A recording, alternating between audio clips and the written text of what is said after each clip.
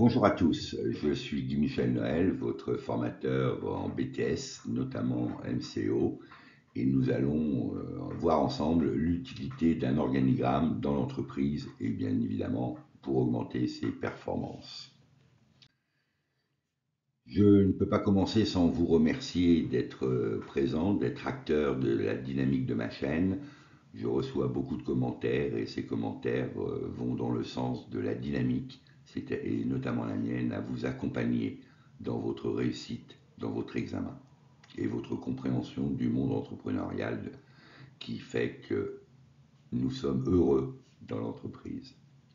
Être heureux dans l'entreprise, c'est être heureux aussi dans une entreprise organisée, la base du succès.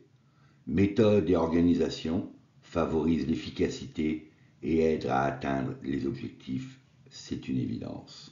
Une entreprise qui vit des succès, c'est parce qu'au préalablement, elle aura mis en place une organisation. Donc aujourd'hui, l'organigramme, nous verrons son origine, ses utilisations, l'outil fabuleux qu'il est au niveau managérial, ses avantages pour l'entreprise, divers exemples, entre notamment les structures hiérarchiques et fonctionnelles, et évidemment la recherche de la performance. 1854, Daniel McCallum, qui était superviseur dans l'entreprise de chemin de fer de New York et Erie, a décidé, à créer, à innover en mettant en place le premier organigramme. Un organigramme, pourquoi? Ces différentes utilisations, notamment au niveau hiérarchique, qui fait quoi, qui est qui dans l'entreprise, au niveau des process qualité, pour les détailler, savoir comment ils sont organisés, le process évidemment organisationnel d'une façon générale, le process de production, chaque étape étant importante à respecter, et naturellement la chaîne logistique entre les appros et les livraisons au client final. Un organigramme, c'est un outil évident du management de l'entreprise. Il montre très clairement, comme je le disais précédemment, les niveaux hiérarchiques et les niveaux de prise de décision. L'organigramme permet notamment aux nouveaux recrutés de pouvoir s'intégrer immédiatement par le fait de connaître qui fait quoi et qui est qui dans l'entreprise. Les avantages pour l'entreprise, c'est de montrer évidemment qu'elle est organisée, montrer qu'elle est structurée vis-à-vis de l'extérieur, montrer que chaque personne qui travaille, qui la compose évidemment tous les jours, occupe un poste spécifique. En étant organisée vis-à-vis de l'extérieur comme de l'interne, l'entreprise montre son sérieux, permet, comme je le disais, à chaque nouveau recruté de savoir facilement et de pouvoir facilement s'intégrer. Il permet de démontrer des process clairs à appliquer, notamment le process très important, la qualité. Des exemples d'organigramme, nous en avons deux, un exemple vertical et un exemple horizontal.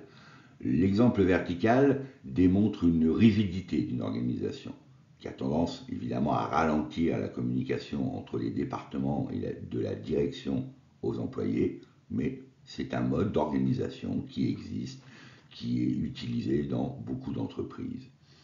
La forme horizontale, qui est appelée plutôt structure plate, c'est une organisation flatarchie. Une organisation horizontale est là où la démocratie règne. Vous verrez donc sur le tableau qu'il se lit de gauche à droite. Dans cette organisation, on a une forte communication, on passe de groupe de travail à l'autre. C'est le principal avantage. Maintenant, la différence surtout entre structure verticale et horizontale, c'est que la structure verticale, comme vous le voyez, lever, pour debout. Et le C, c'est plutôt couché. Donc on regarde que dans le cadre de la structure verticale, on a des niveaux hiérarchiques qui sont très clairs, en forme pyramidale. Dans le cadre horizontal, les dirigeants sont indiqués sur le côté, les employés sur le côté droit, les dirigeants naturellement à gauche. De cette façon, tous les collaborateurs bénéficient du même niveau hiérarchique.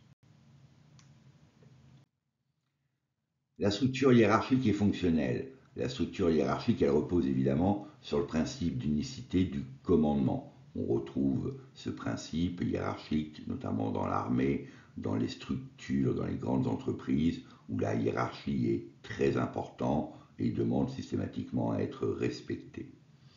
L'avantage, évidemment, c'est la simplicité du commandement. Elle est claire et elle sécurise l'être humain ayant besoin, notamment dans la pyramide de Maslow, d'être sécurisé.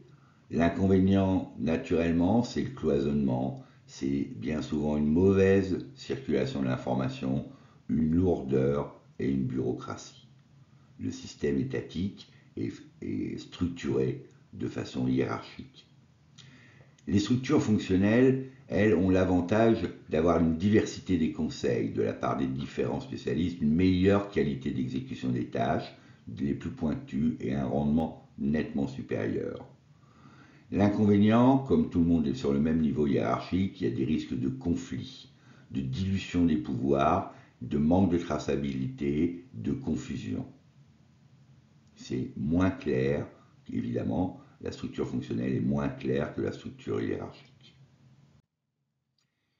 Les avantages et les inconvénients maintenant de la structure horizontale. Les avantages sont naturellement que le fait que la structure horizontale ait donné aux employés plus de contrôle sur leur rôle.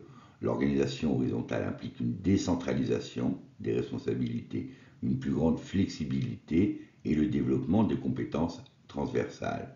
Elle permet de dépasser l'organisation hiérarchique. L'inconvénient, c'est que les travailleurs doivent faire de leur mieux, car si le travail n'est pas effectué comme il est établi dans l'organigramme, l'irresponsabilité peut affecter le processus de production.